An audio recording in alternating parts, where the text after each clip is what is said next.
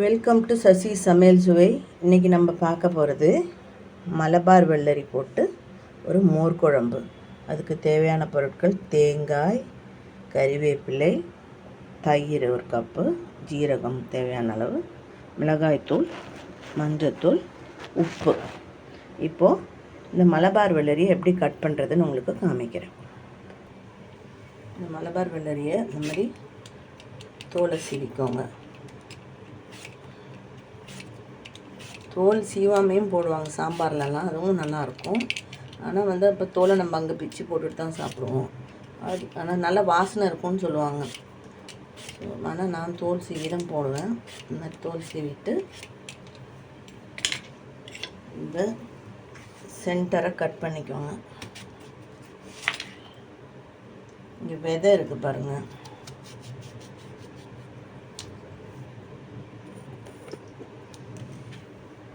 இந்த விதையை இப்படி கட் பண்ணி எடுத்துடணும்.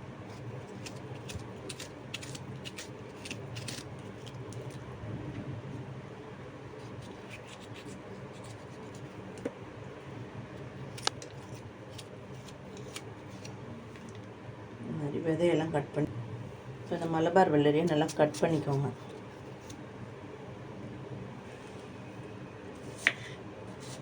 இந்த மாதிரி பீசஸாக கட் பண்ணி எடுத்துக்கோங்க. இப்போது மலபார் வெள்ளரியை பாத்திரத்தில் போட்டுக்கலாம். கட் பண்ணினதை போட்டுட்டு அது கூட 2 ஸ்பூன் மிளகாய்த்தூள் வச்சுருக்கேன், அது போட்டுக்கலாம். மஞ்சத்தூள், அப்புறம் உப்பு தேவையான அளவு போட்டுக்கோங்க. போட்டு கொஞ்சம் கறிவேப்பிலையும் போட்டுக்கோங்க.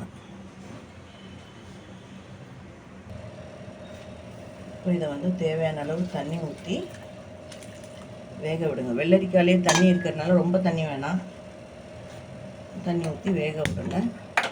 இந்த டைமில் இந்த தேங்காவை ஜீரகமும் தயிரும் ஊற்றி அரைச்சிக்க போகிறோம். அதில் 2 இலை கறிவேப்பிலையும் போட்டு அரைச்சிக்கிட்டிங்கன்னா நல்லா வாசனையாக இருக்கும். இப்போ காய் வந்துருச்சான்னு பார்க்கலாம்.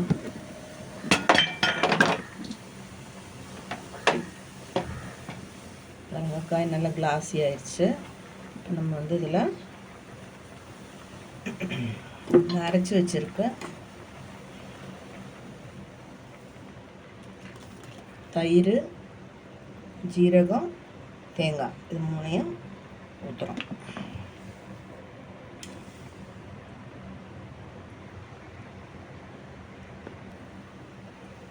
அதில் இந்த பச்சை கறிவேப்பிலை இருக்குல்ல, அதை போட்டுடுறோம்.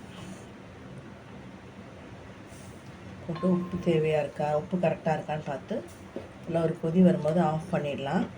பண்ணிவிட்டு ஆஸ் யூஷுவல் நம்ம தாளிப்போம் இல்லையா, அது மாதிரி தேங்காய் எண்ணெய் போட்டு தாளிச்சிடலாம். அந்த ஒரு நிமிஷம் காமிக்கிறேன், வெயிட் பண்ண. உப்பு கரெக்டாக இருக்குது. புளிப்பு வேணும்னு தோணுச்சுன்னா உங்களுக்கு கடையில் வாங்கின தயிர்னால் சில சமயம் புளிப்பு இருக்காது.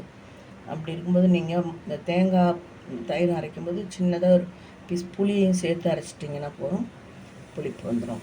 இப்போ கொதிக்க ஆரம்பிச்சு இதுக்கு மேலே வச்சோன்னா குழம்பு ஒரு மாதிரி திரிஞ்சிடும். இப்போ நம்ம தாளித்து கொட்டிடலாம்.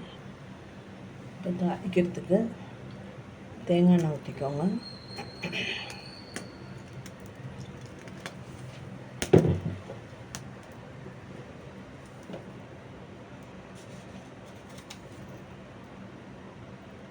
வெந்தயம் போட்டுட்டு கொஞ்சம் பொரிய விட்டுடலாம். செவந்து வரும்போது நம்ம கடுகு போட்டுக்கலாம். மோர்கம்பிலே நிறைய விதம் இருக்குது. இது ஒரு விதம், நான் ஒரு விதமாக காமிக்கிறேன் உங்களுக்கு. வெறும் பச்சை மிளகா மாத்திரம் போட்டு பண்ணுற மோர் குழம்பு இருக்குது. அதில் இன்னொரு மிளகு போட்டு பண்ணுற ஒரு மோர் குழம்பு இருக்குது. எல்லாமே நான் காமிக்கிறேன். ஒரு நாளாக ஒரு காமிக்கிறேன். கடுகு போட்டுக்கோங்க.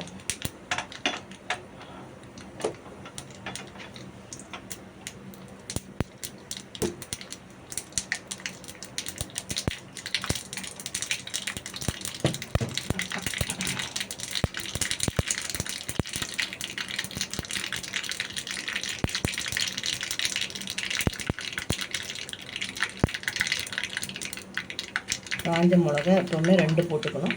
மாதிரி போட்டுக்கோங்க. போட்டுட்டு அதை ஆஃப் பண்ணிடலாம். இப்போ இதை வந்து போட்டுட்டு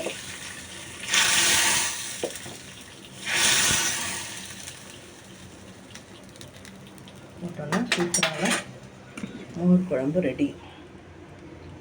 இது வந்துட்டு இது கூட நல்ல ஸ்ட்ராங்காக, அதாவது உருளைக்கிழங்கு பொரியல் இல்லாட்டி mutton fry, chicken fry, fish fry அந்த மாதிரிலாம் வச்சுக்கிட்டிங்கன்னா ரொம்ப நல்லாயிருக்கும். பண்ணி பார்த்துட்டு லைக் பண்ணுங்கள், கமெண்ட் பண்ணுங்கள், ஷேர் பண்ணுங்கள், சப்ஸ்கிரைப் பண்ணுங்கள்.